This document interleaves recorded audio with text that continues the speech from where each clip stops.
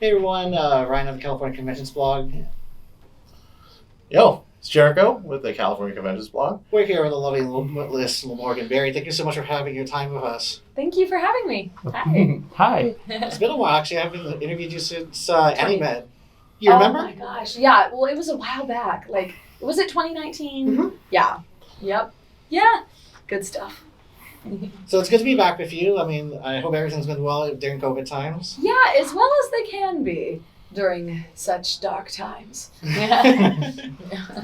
So a couple of some of our listeners, we do a podcast every so often. One of our listeners asked, you voice Yoshiko or Yohane in Love Live, and pretty much compared to, since she has such a wide arrangement of voices, ideally, especially with her fallen angel voice, how are you able to maintain such voice quality when acting like someone just like Yohane? Ooh, I like that question. I love Yohane. She's one of my favorites that I've ever voiced for. And she was a lot of fun. I didn't have too much trouble flipping the voices because a lot of the times the director would be like, okay, so I've underlined where you're going to do the demon voice. And then the rest is just Yohane voice. So, because she switched back and forth so often that we kind of had to write it in the script so that we knew like when to do the switch. And so that definitely helped. But she goes down low, fallen angel. And then she goes really quirky because she's still a high school girl, you know? Like she's so many ups and downs. And it was just a lot of fun to play with. Sounds like a chunie to me. Yeah, she is a Chunibyo. She really is. That's her whole persona. Yeah. And I love it. I relate. Persona. Persona. Yeah. All right. So your voice acting credits also include Jacqueline from Show My Rock, which is it's a completely different genre of music compared to Love Live Sunshine, and both were recorded around the same time in 2016. How did you ensure that when recording each voice that you didn't mix genres? I guess honestly, I just do whatever the director tells me to. The director knows what they're doing, and so and Caitlin directed both. Oh wow! Yes, okay. Love Live Sunshine and Show by Rock. So did you have to get in like a bit of a mood or like? Well, yeah, Jacqueline. Her character is like the sporty one of the band. Yeah. But. Yeah, she's definitely not a Chunibyo like Yohane, though. Like, their personalities, they're both very peppy and high energy, but I feel like Jacqueline is rooted more, she's more grounded. No. She's more down to earth, whereas Yohane is fallen angel, you know? So. Would you rather be more of an idol or a rocker? Oh, that's a good question. I like both. Oh. I can't choose. Don't make me choose. ¿Por qué no los dos? Yes, I got both. Exactly. I love that. Good answer. Both. Both is good. Yeah. Both is good, yes. Both is good. Road to El Dorado. Yes. I Oh, love such that a good movie. I love that movie. Yes, so gold. Yeah. So golden. But I'm Hey. Yeah, Zynga. but Zynga. Right, got the next question? Okay, so given you played the NK Cell in Cells at Work, do you find the anime and manga like kind of like surprisingly accurate given today's relevancy and climate? Oh yeah, yeah. It's interesting that even there were some shows that were about a pandemic that were planned to come out around 2020, but then they had to like change their stories because that was like that hit too close to home. I hear that's what happened with Cells at Work? No, with actually a Marvel show. Oh. Yeah. Oh. I don't know if I'm allowed to say which one. Oh, that's best not to mention. Well, the thing is, I don't know if it's true or not. Like that, the original story apparently was about a pandemic, and then the pandemic happened, and they were like, "Oh, we have to change everything." So they had to like reshoot things. Apparently, that's what I heard. Not entirely sure, but yeah, it's just crazy. But I guess that's veering off topic just slightly. But yeah, Cells at Work. Yeah, it's about the human body and health, and there's just a lot of health. There's a major health crisis going on right now, so it's a bit dark when you think about it. But Well, I don't know. Cells at work is a nice little escape. Well, I actually work as a registered nurse. So knowing, like, watching the material and seeing how the education plays out through that anime, and you guys giving voices to the cells, like for me, where was this during my anatomy physiology class? Right! Apparently, a lot of people are using them as training videos now. Oh. Yeah. Isn't that cool? You can watch Yes. anime to learn. Dude. Because it's educational. It very much so is. I mean, like, they put their own personal twist on it, and it's like, hey, guess what? They also put realism into it as well, which is really cool. You can actually learn while watching the episodes, which is so rad. I love that. Think we'll see an appearance by you in Cells at Work Black, maybe? Oh, that'd be cool. I don't know. I mean, maybe. I hope so. Hope so too. Yeah, that'd be cool. Because it's a good one. So you also voiced Moroha in Yashahime, Princess Half Demon, which, if people don't know, especially you youngins out there, is the sequel to InuYasha. So, did you watch the show growing up, and did you ever think that one day you'd have a voice in the franchise? Okay, so I didn't grow up with the show because I didn't have cable. Oh. Yeah, growing up, I was Pole. I was still Pole. I did not have cable. So I didn't grow up with the InuYasha, but when I got the audition for Yashahime, I was like, I knew how big of a deal it was. And so I was like, you know what? I'm going to binge the entire series because guess what? It's all on Hulu. You got InuYasha and then InuYasha Final Act and then all of the movies. All of it's on Hulu. And so I was like, okay, when I got that audition, I was like, I'm going to binge through the whole thing. I'm going to really get a feel for this series because I know a lot of people would kill for these auditions. So I'm going to do it justice. But here's the thing. I really didn't think I would book it. I really didn't. I was 100% certain that I was not going to book it. I loved you as Moroha. Thank you. The thing is, like, I don't usually get cast as the young girls, as the young teen girls. I'm usually the vocal types of Setsuna and Toa. You know, whether it's like a tomboy voice or a deep, serious voice. Like, because that's just my natural tone. I'm an alto. But they did not give me the audition sides for those two characters. They only gave me the audition sides for Moroha. Oh. So I was like, I'm not going to book this. I even told my roommates, I was like, I'm not going to book this. Like, why would she give me this? I'm not going to book it. And they never cast me as this type of character. I doubt I'm going to get it. And then I got the call back and I was like, what? Okay. Cool. And then I was like, but then a few weeks go by, and once again, I was like, I knew I didn't get it. I knew I didn't book it. I just knew. And then I got the email saying, congratulations, you've been cast as Moroha. And I was like, what?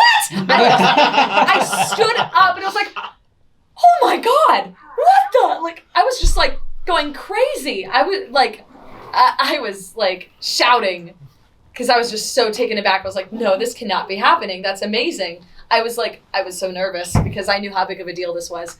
So I'm so grateful. I guess watching the entire series helped. I watched as much of the series as I could before the audition was due, that is.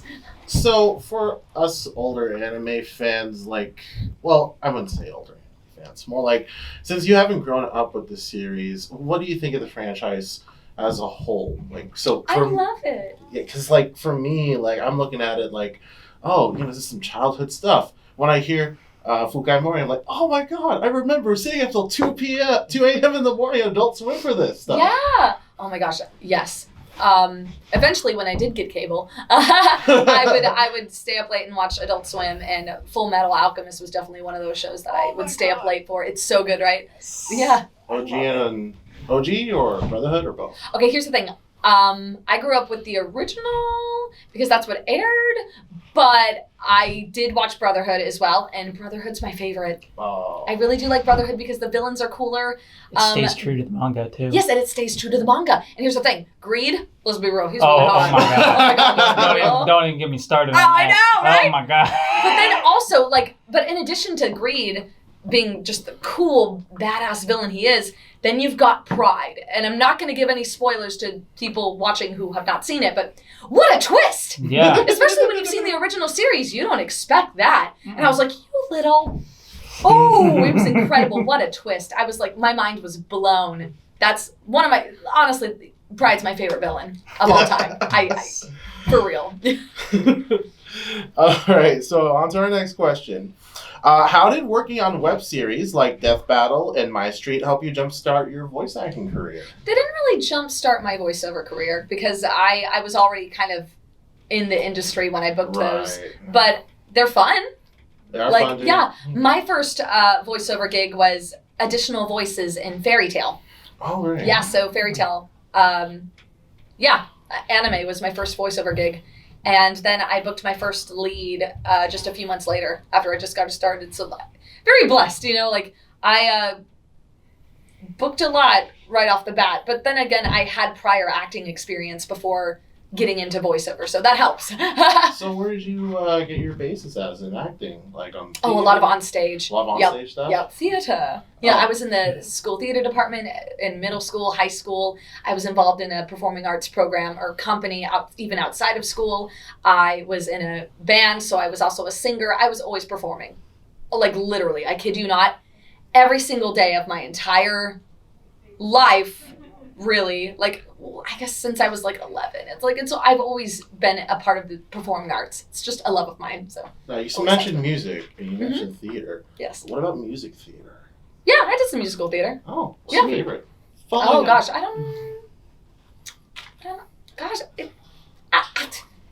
picking a favorite. Okay, a recent one that you really like. Recent one? I mean, something I was a part of or not? Okay, you know what? Let's just stick to something I like Wicked. So, okay. Oh my God, and Hamilton? Hamilton counts, right? Hamilton definitely. Oh my God, Hamilton's amazing. Who doesn't love? Wow. Oh my gosh, I remember people were talking about it and I was like, really? Is it that good? Really? And then I watched it and I cried. I'm like, oh! Satisfied was a beautiful song and I kid you not, I cannot hear the song or watch that performance without tearing up. I'm like, oh, satisfied! You'll never be satisfied! Just crying, just singing cry. The ugly cry. The ugly cry. I can't hold a tune while crying. Yes. I'm blubbering mess. Actually segueing into that, have you considered restarting your anime song covers on your YouTube channel? I have, but it costs money and takes a lot of time. Oh. And I'm so busy with voiceover that I haven't had time to really dedicate much time to music. Plus, it costs a lot of money. It costs a lot of money just to record? Oh, well, even because I cover? have to commission people to make the instrumentals for me. Okay. And that costs money if you want it to be good. So that's right. Yeah, That's right. so it's been a while since I've been so dedicated to voiceover that I'm putting my music, song covers, all that music on hold for now. Oh, well, Yeah, I know. hope to hear you sing again soon. Thank you. I appreciate that. Ryan, you were going to say what? No, I was going to actually take that question, but I'll go on with another question. You play 13 in My Hero Academia. I do, yes. Do you feel like she's been kind of snubbed after the later seasons? I mean, she only has a minor screen time. And, there's barely any screen time at all. Yeah, I am. Yes. Good question because yes. Justice for 13.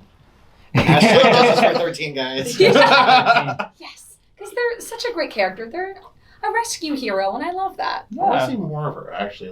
What does a rescue hero do more of? We see a lot, all the heroes fighting villains, but what about people who just need rescue? What about people who it's need, very medical admirable. It is very admirable. They're not there for the glory. They are there to legitimately just help people. They're not really always in the spotlight, because that's not what it's about. You know what I mean? And I love that. It's a real sense of humbleness, I would say, for sure. Exactly. Yeah. Yes. Yeah. I do believe we have one more question for the interview. Cool. Jeriko, go ahead. Oh, okay. I think, yeah. So the series, this is a very esoteric question, so it's kind of hard. The series President, It's Time for Battle, is it in a sense a commentary on capitalism and modern day working conditions in isekai form? Did you have the same feeling when recording lines for that series? Like I said. What show? President, It's Time for Battle. Oh, okay. I think they called it something else when I recorded for it, right? Do we have the Japanese? Because when I recorded for it, they referred to that. I'm pretty sure I know what you're talking about, but they referred to it as a different title for me. So now I'm wondering, do you remember though? What are your thoughts on this series though? Do you think it's a commentary? Do you think it's just a parody? hard to say. I'm not very good with words. It's okay. But like, Let's so hope that my phone cooperates with me. it's. I'm not entirely sure how to answer that. Well, it's like I said, it's an esoteric question. Not everybody's well equipped. I mean, neither am I. It's all good. It's all good. But it's like, okay. I remember the show, if it's the one I'm thinking about, being very real. You know, that's the only way I can really put it. I was just like, oof. Like, you know, just like, dang. Like, the struggle's real. We're all on the struggle bus. You know, it was very, very real. Like, the situations within the show, I was like, yeah, that's life. So it's that's like, life, man. hashtag mood? Yeah, basically. Hardcore mood. My phone is stuck in the Stone Ages.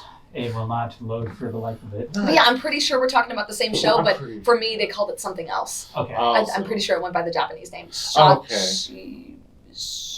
I can't pronounce it.